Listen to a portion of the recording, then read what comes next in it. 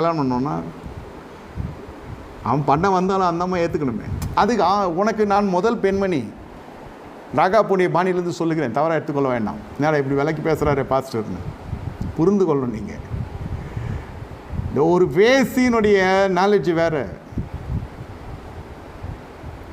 அதனுடைய பின்னணி வேறு, அதனுடைய பரிவர்த்தனை எல்லாம் வேறு.